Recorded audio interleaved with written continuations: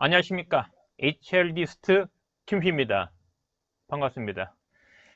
이번 영상에서는요, AI 활용법에 대한 걸 좀 말씀드리고 싶은데요. AI 활용이 좀 어렵게 느끼시는 분이 있다면은 아마도 제 개인적인 그 관점에서 보면은 AI를 활용하는 목적이 불명확하기 때문에 AI 활용이 좀 적다거나 좀 어려움을 느끼는 것이 아닌가 생각이 듭니다. 근데 사실 모든 일에 또 공통되는 그 관점이기도 해요. 목적성이 명확하면은, 아주 구체적이면은 그것을 실행하기는 한결 쉬워져요. 그리고 실행하는 과정에서도 목표가 선명하기 때문에, 물론 실행하는 과정에 난관도 겪겠지만은 그래도 극복할 수 있는 부분의 여지가 큽니다. 왜? 목표가 명확하니까, 가야 될 곳이 명확하니까. 그러니까 지금 처한 곳에서 어떤 거리감, 갭 이런 부분들을 느끼면 그것을 원인 찾아서 또 해결 가능하거든요. 그래서 AI 활용에만 국한한다면은 이것도 마찬가지로 AI를 왜 활용하지? 이걸 활용해서 얻고 싶은 게 뭐지? 뭐 추상적으로 잘하고 싶어가 아니라 무엇을 현재에서 얼마만큼 구체적으로 더 잘하고 싶은가? 이게 좀 명확할수록 AI 활용은 더 활용법에 대한 거는 조금 더 다가가기 쉽고, 그리고 실질적으로 활용하고 싶은 마음도 의욕도 생기고, 또 하다 보면 또 재미도 있고 늘어나는 게 보이니까요. 그런 선순환을 탈 수가 있어요. 그래서 저는 여러분에게 감히 얘기합니다. AI를 활용하려는 아주 구체적인 목표가 있다면 AI 활용은 일단 큰 난제는 넘은 거다. 장애물은 넘은 거다. 그래서 AI 활용의 그 자체는 사실은 어려움은 없어요. 이미 많은 분들이 AI뿐만 아니라 지금까지 과거 보세요. 손으로 썼다가 타자기 썼어요. 타자기 썼다가 컴퓨터 썼어요. 인터넷이 없는데 인터넷을 썼어요. 핸드폰이 없는데 핸드폰을 사용을 해요. 그리고 이제는 AI라는 것이 이제 등장을 한 겁니다. 그 짧은 세월에 한 30년 그 사이에 이 많은 것들을 겪고 지금까지도 왔단 말이에요. 많은 분들이. 그래서 이 또한 잘 넘어갈 거다. 근데 요령을 좀 알려드리고 싶은 거예요. 우리가 차를 산다면은, 차를 바꾸면은, 또는 핸드폰을 바꾸면은 낯설지나요? 새로 바뀌었으니까. 물론 똑같은 회사 거의 모델이 좀 바뀌는 거래, 업그레이드 되는 거라면 크게 변동은 없는데, 뭐 아이폰을 쓰다가 뭐 삼성 갤럭시 폰을 쓸 경우, 또는 반대로 좀 낯설지나요? 그러면 핸드폰 바꿀 때마다 제일 먼저 하는 게 뭡니까? 기존 데이터를 살리는 거예요. 그러니까 기존에 있는 내가 핸드폰을 사용하면서 축적된 것들을 그대로 이어서 쓰고 싶어요. 내비게이션도 마찬가지죠. 차가 바뀌었어, 또는 내비게이션을 바꿨어. 그러면 내가 그동안에 그 내비게이션에 담가놨던 데이터들이 가급적 그대로 유지되기를 원하잖아요. 그래서 제일 먼저 하는 게 뭡니까? 기기 바꾸면 세팅을 다시 해요. 그래야 좀 편하거든요. 그래서 AI도 마찬가지예요. 처음으로 AI를 활용한다 그러면은 말 그대로 백지 상태예요. 근데 백지 상태로 할 수 있는 게 아무것도 없잖아요. 내비게이션을 새로 샀네, 차를 새롭게 샀네, 그 다음에 핸드폰 바꿨네. 그것도 뭐 브랜드를 바꿨을 경우는 제로예요. 그냥 백지 상태와 똑같습니다. 그럼 그때 제일 문제예요, 데이터를 입력을 해야 되죠. 근데 데이터를 입력한다는 것은 무엇인가를 사용하기 위함이에요. 무엇을 위한 데이터가 필요한 거죠. 그래야 얘가 제대로 작동을 하는 거예요. 이 점은 좀 동의하시죠? 그래서 AI를 아직 본격적으로 활용 안 하신 분이라면 마치 핸드폰을, 브랜드를 바꾼 핸드폰을 이제 손에 쥐어졌다. 그럼 이걸 어떻게 쓸 건가? 내가 이 핸드폰을 써서 해왔던 것들 있잖아요. 뭐 전화도 있지만 메모도 있고, 또는 뭐 컴퓨터처럼 서칭도 가능하고, 뭐 기타 등등등. 자신이 궁극적으로 하고자 하는 것에 뭔가 도움된 것들을 해왔단 말이에요. 그럼 AI에도 마찬가지예요. 뭔가 내가 궁극적으로 하고 싶은 것 달성하기 위해서 AI를 활용을 한다면 AI 활용을 조금 더 수월할 거다. 이런 말씀 드리고요. 다행인 거는 AI 자체가 발달이 돼요. 2025년도 버전과 2026년 7월 현재 기준의 AI 대표적인 게 챗GPT, 제미나이, 뭐 클로드, 뭐 퍼블리시티, 뭐 글록 많아요. 근데 우리 핸드폰 종류가 많다고 해서 모든 핸드폰을 갈아타진 않잖아요. 노트북이 엄청 좋은 것들이 많아요. 그렇다고 뭐 여러 개 그 기종을 바꾸면서 하진 않지 않습니까? 그죠? 자동차도 마찬가지 선호한 게 있어요. 그래서 AI 서비스가 다양하지만 자신의 맞춤형으로 적합한 것들은 몇 개로 국한될 거예요. 저 같은 경우는 개인적으로 클로드는 안 써요, 아직. 근데 제미나이에서, 챗 GPT에서 클로드 같은 기능을 할 수 있는 코덱스라는 것이 또 최근에 활성화됐어요. 그러니까 챗 GPT가 약점이 클로드처럼 프로그래밍 하는 부분이란 말이에요. 자동화할 때 필요한 프로그램. 근데 그 부분에 대한 보강이 되더라고요. 그리고 제미나이는 워낙 이미지를 잘 만들었어요. 영상물하고.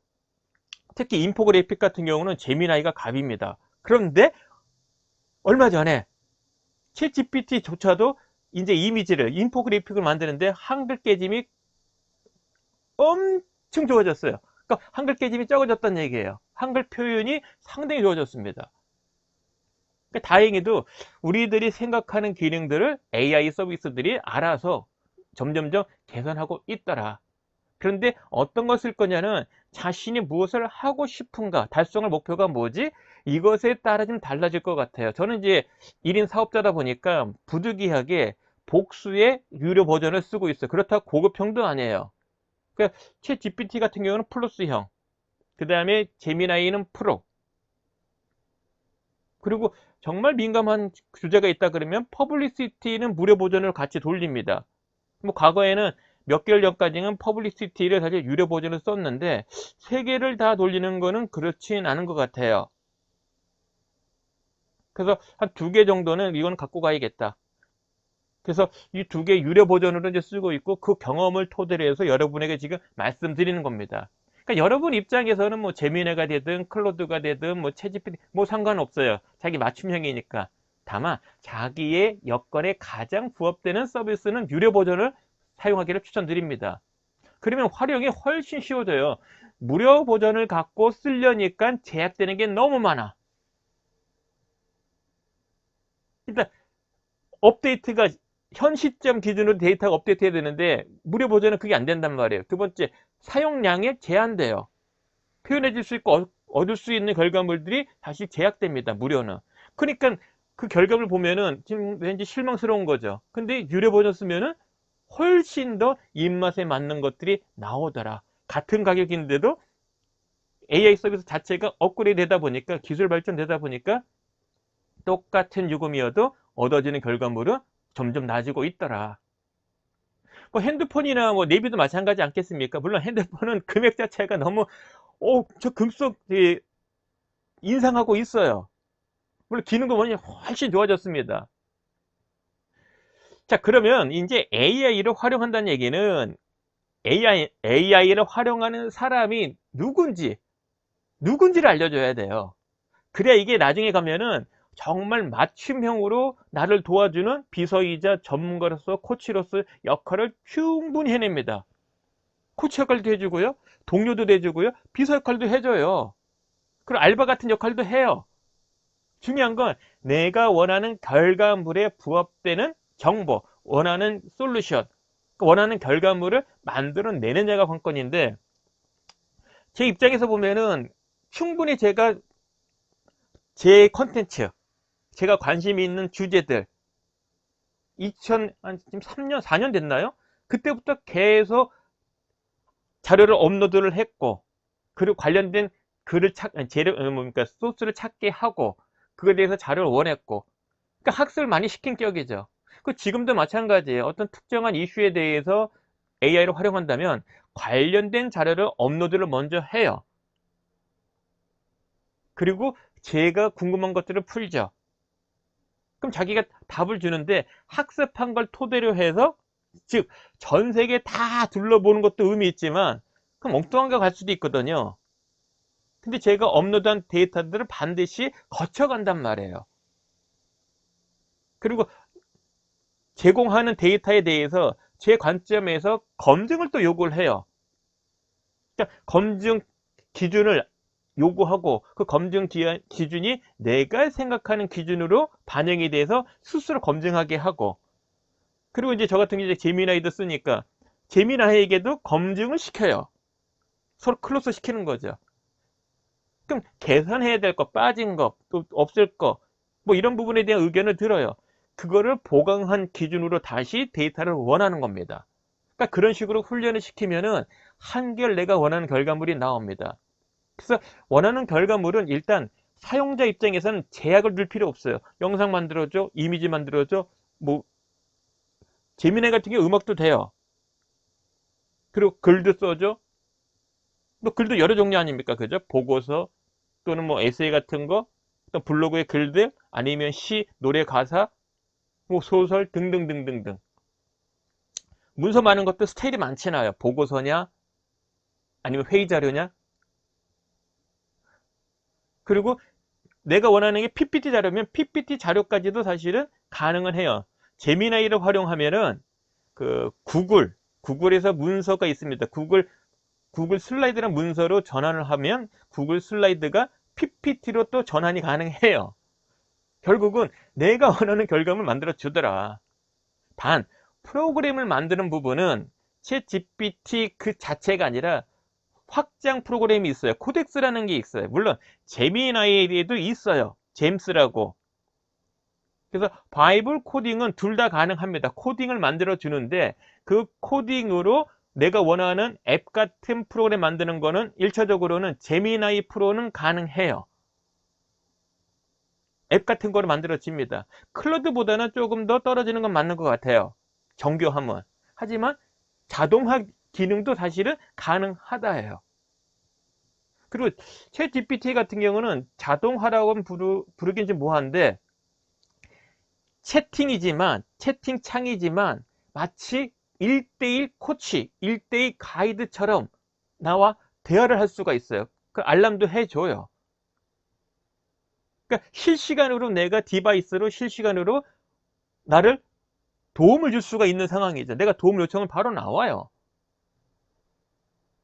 물론 앱을 만들면 앱도 그런 기능이 있습니다만은 저는 채팅창을 이용해도 크게도 지장은 없다고 봐요.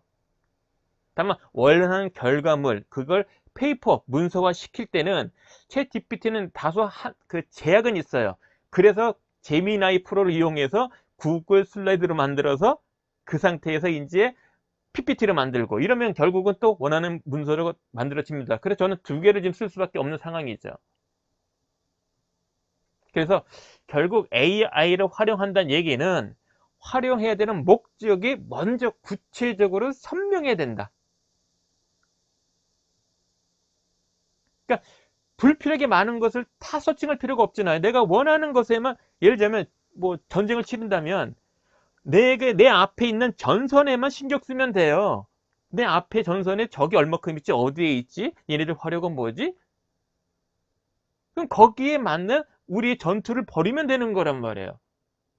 백령도에 이루어지는 거 관심 가져도 의미가 없어요. 그죠?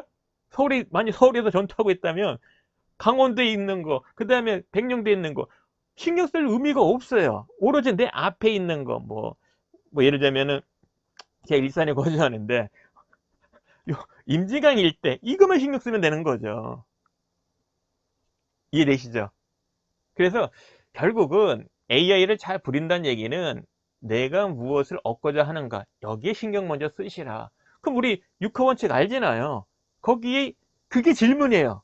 그게 AI한테 시킬 거리예요. 그것만 알려주면 AI가 알아서 해줘요. 마음에 안 들면 업그레이드 시켜달라고 하면 돼요. 수정 보완 시켜달라면 돼요. 얘가 믿었지 않으면은 다른 AI한테 자료를 줘서 수정 보완 시키라고 하면 또 줘요. AI를 잘 부리는 방법 중에 하나가 확 갈아탄다고 협박하면은 얘가 조금 더 정신 차려요.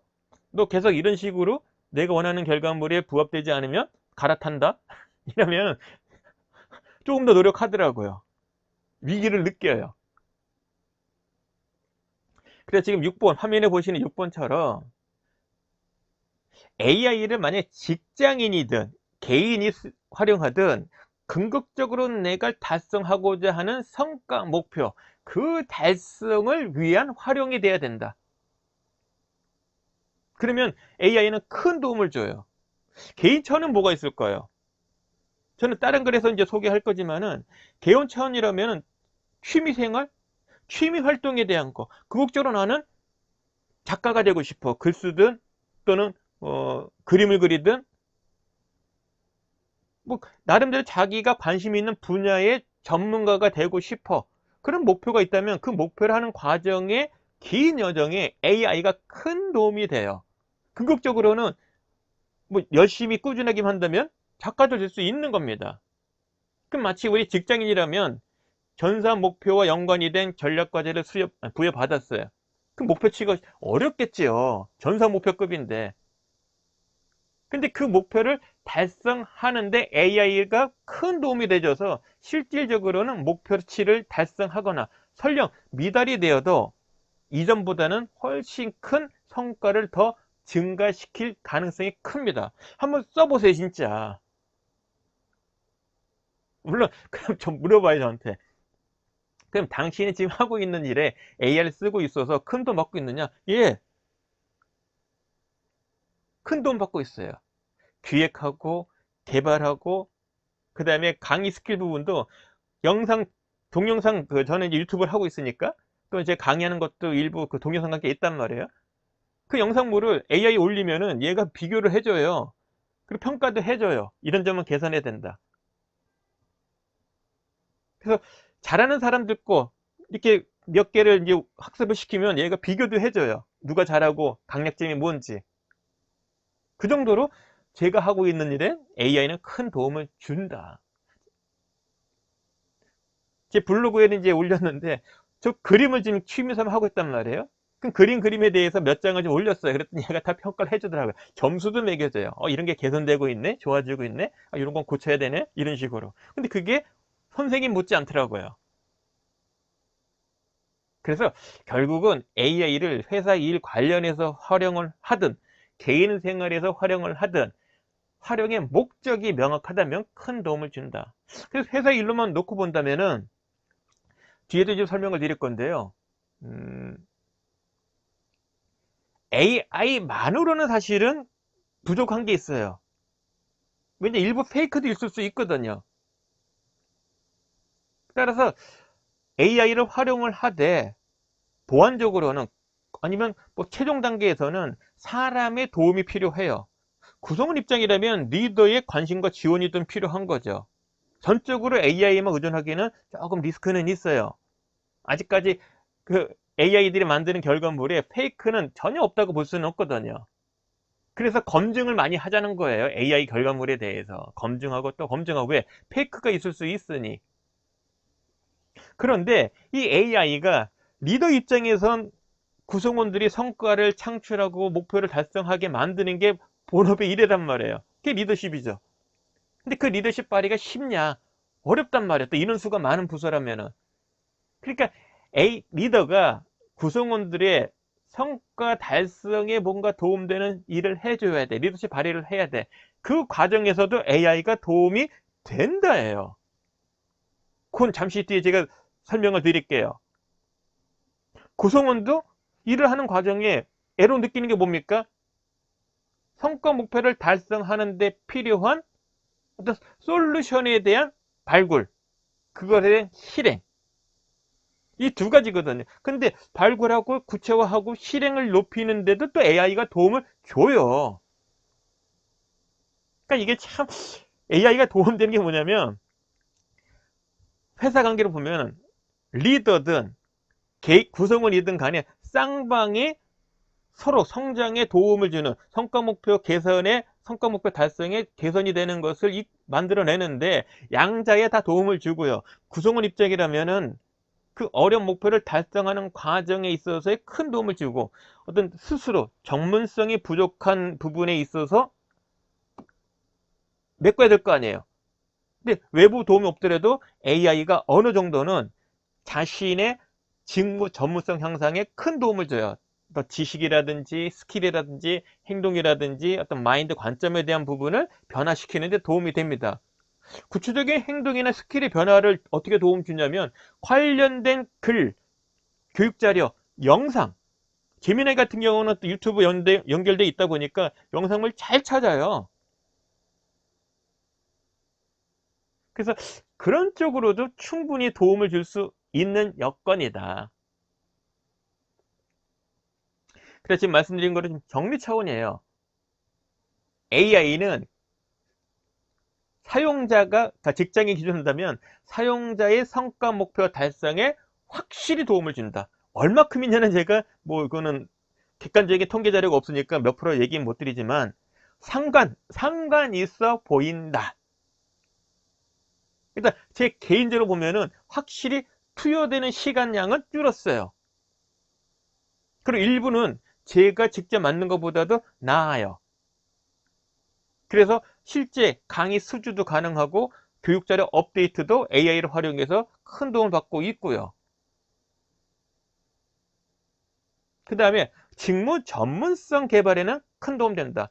아까 말씀드린 것처럼 앱을 만들든 자동화 관점에선 나의 직무성을 높여주는 앱을 에이전트를 만들 수도 있고요. 아니면 챗 GPT 상에서 채팅으로 충분히 그 1대1 코칭, 1대1 코치 역할, 나의 전문성을 높여주는 내 분야를 가장 잘하는 전문가 역할 또는 가이더 역할을 얘한테 부여하면 얘가 제대로 해줘요.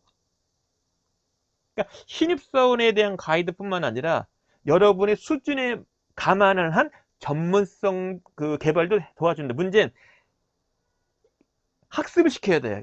얘한테 자료를 줘야 돼요. 다행히도 여러분이 어떤 일을 하건 그 일에 관련되는 전문적인 지식은 쉽게 구할 수가 있다. 힌트 드리면 NCS예요. NCS에 우리나라의 모든 직무에 관련되는 학습 자료들이 있어요. 물론 나라에서 권장하는 표준이에요. 우리 회사, 우리 업계, 우리 회사의 내 일에 딱 맞진 않겠지만 대부분은 맞아요. 힌트 드린 겁니다. 이제 해볼만 하지 않겠습니까? 그래서 회사 차원에서 AI 교육을 한다면 이제 HRD 담당자 입장이 이제 하나의 조언인데, 모든 전 직원 대상으로 하는 AI 교육은 과연 효과가 있을까? AI 자체는 맞춤형이에요. 그러니까 핀셋입니다. 그게 가능하다는 얘기예요. 모든 직원 대상으로 하는 부분에 대한 것을 굳이 AI 도움을, 물론 시스템은 필요하죠. 그게 아니라 교육, 어떤 특정한 컨텐츠의 교육을 한다고 한다면 굳이 AI를 활용 안 해도 돼요. 근데 개인이 차이가 너무 커. 똑같은 부서에 같이 일한 사람도 직무에 따라 다르잖아요. 그 직무도 연차에 따라서 또 수행할 수 있는 능력이 다르잖아요. 그 다름에 맞게끔 필요한 교육을 받아야 될 거 아니에요. 리더 입장에서는 구성원의 다름에 따라서 맞춤형으로 개별화 코칭을 해줘야 될 거 아니에요. 그럴 때 도움이 돼요.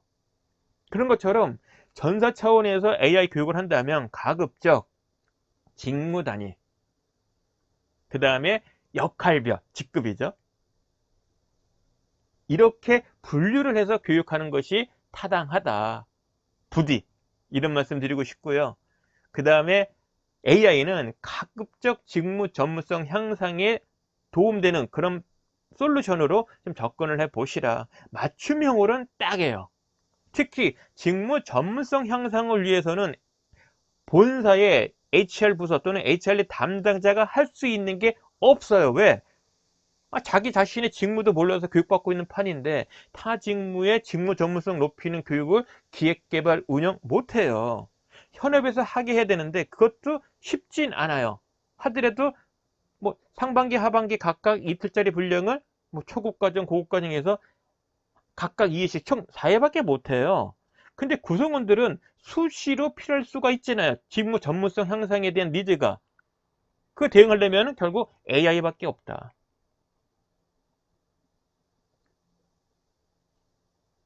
자동화 부분은 1차적으로는 저는 맞춤형으로 답을 주는 채팅창.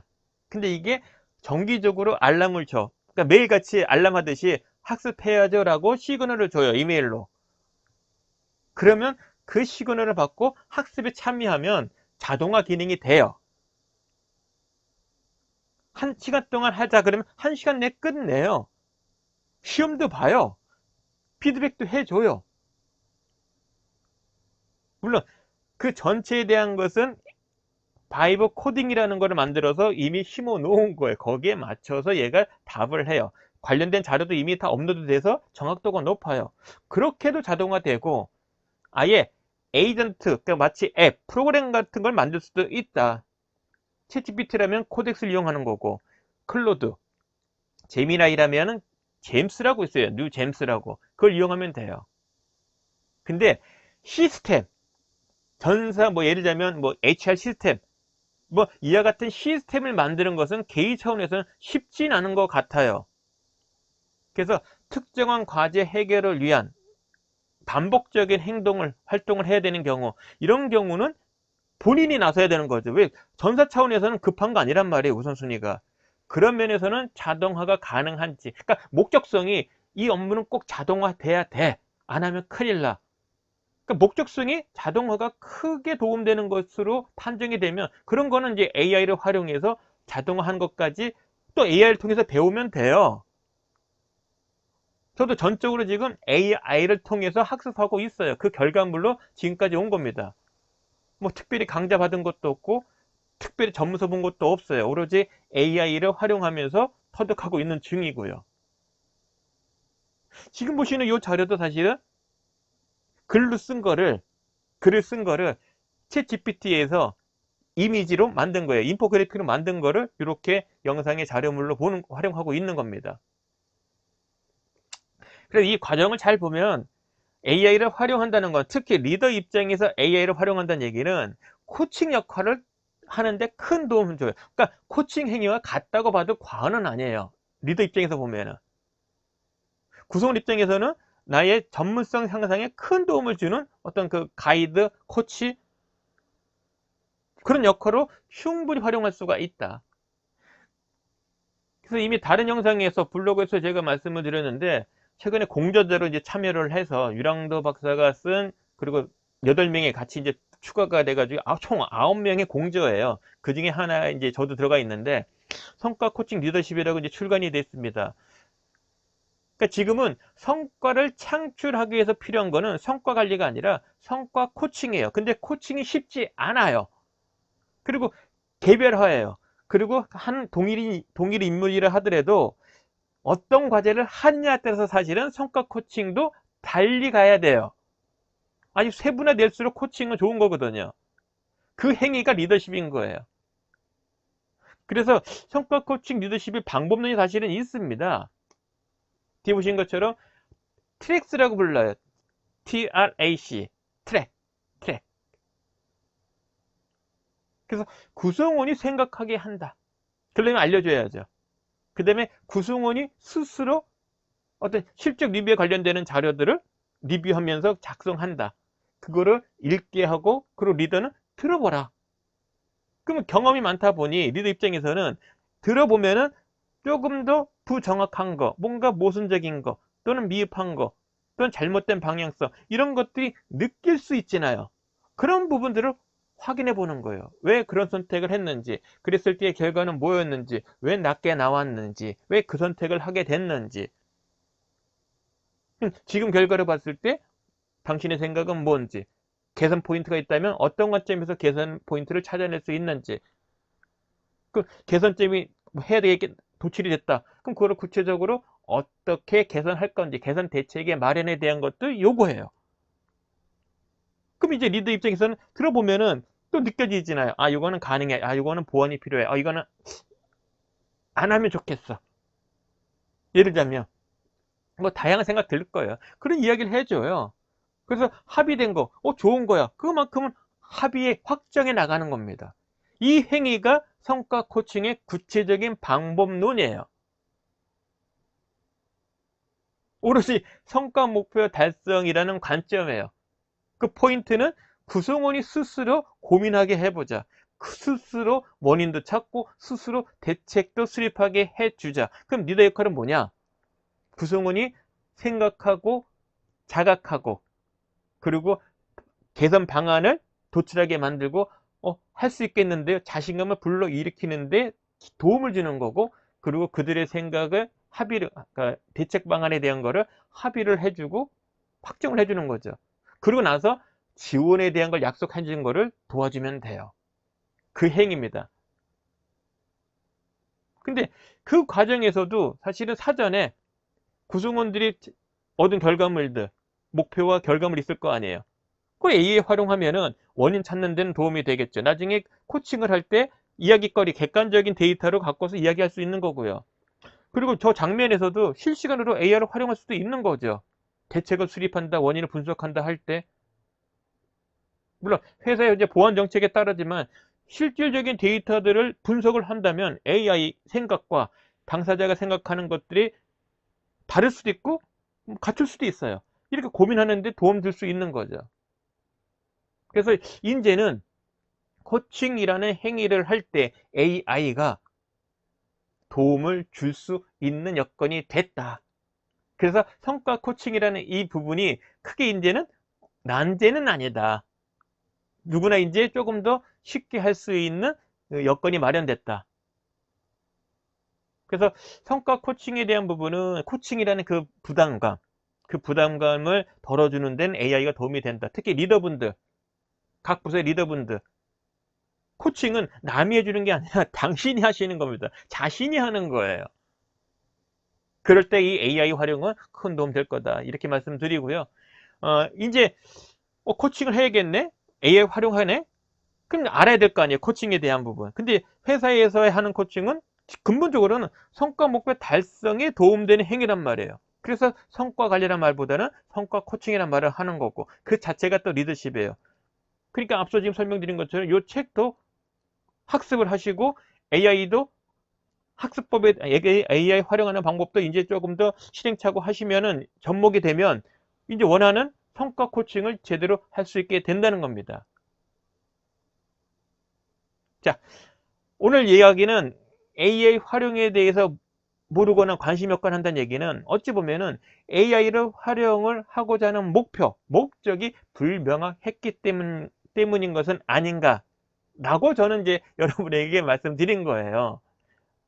내가 달성하고자 하는 목표가 구체적일수록 AI 활용은 조금 더 쉽게 다가올 거다.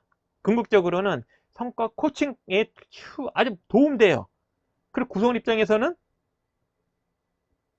전문성을 향상하는데 목표 달성하는 과정에 큰 도움되고, 일반인이라면 내 취미가 무엇을 하면 좋을까, 어느 수준까지 내가 가면 좋을까, 이게 명확할수록 AI도 그 취미생활의 목표 달성하는데 큰 도움 준다. 특히 학습하는 데는 정말 좋은 뭡니까 24시간 대기하고 있는 좋은 가이드 선생이에요. 그래서 여러분 이제 AI 한 번 더 관심 가지시고 활용을 해 보시기 당부드립니다. 오늘 이야기는 여기까지입니다. 고맙습니다.